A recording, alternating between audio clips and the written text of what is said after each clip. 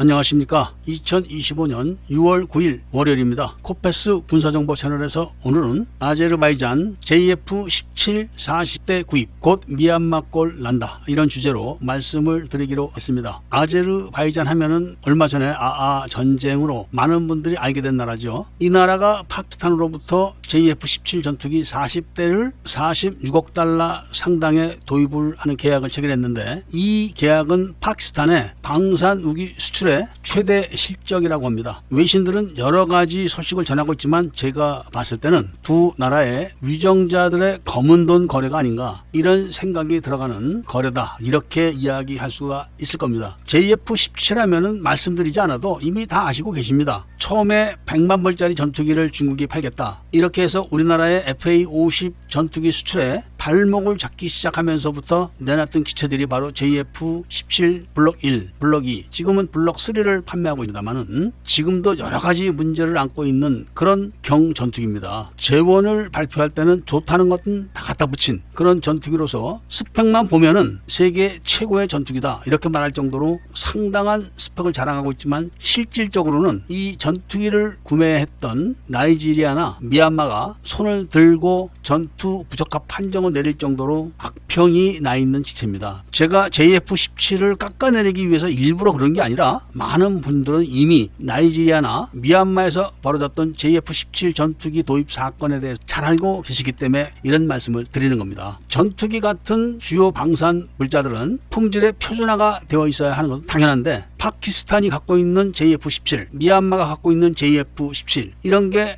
다 레이더 성능부터 다르다는 겁니다. 미얀마에 있던 JF-17 전투기는 레이더가 표적 탐지 자체를 못했다고 합니다. 그런 걸 뻔히 아는 아제르바이잔이 무려 40대나 JF-17 전투기를 도입한다, 이런 것은 뒤에 검은 돈의 배경이 있다, 이렇게 볼 수뿐이 없습니다. 지금 현재도 JF-17의 가장 큰 문제는 엔진 조달의 문제입니다. 파키스탄은 JF-17 전투기의 중국제 엔진에 대한 신뢰를 하지 못하기 때문에 러시아 엔진의 탑재를 처음부터 요구했고, 그 부분에 문제가 생기면서 중국은 파키스탄이 요구하는 러시아 RD93MA 엔진 대신 WS13 엔진을 사용하면 됩니다. 중국이 강요하기 때문에 그런 건데, 문제는 두 엔진이 체급이 같은 엔진이 아니라는 겁니다. 크기도 다르고 특히 추력도 다르고 발전량도 다릅니다. 중국은 이런 말도 안 되는 요구를 파키스탄에 하고 있는데, 파키스탄은 엔진을 구입할 방법이 없기 때문에 울며 겨자 먹기로 이런 엔진을 사용해야 되는데, 원래 파키스탄이 요구했던 러시아제 엔진이 FA-50에 사용되는 F404 엔진보다 크기도 크고 연비는 나쁘고 추력도 약합니다. 엔진 수명이 F404의 반밖에 안 되기 때문에 오리지널 러시아 엔진도 신뢰를 못하는 판에 중국이 중국제 엔진을 들이미니까 파키스탄은 지금 머리가 아픈 겁니다. 그런데 같은 크기나 같은 추력, 이것도 아니고 완전 다른 엔진을 지금 강요를 하는 겁니다. 이렇기 때문에 파키스탄이 미얀마에 JF-17 11대를 수출해놓고 정비도 못 해주는 겁니다. 오죽하면 미얀마가 신세를 지는 입장에서 전투적합 불가 판정을 내렸겠습니까?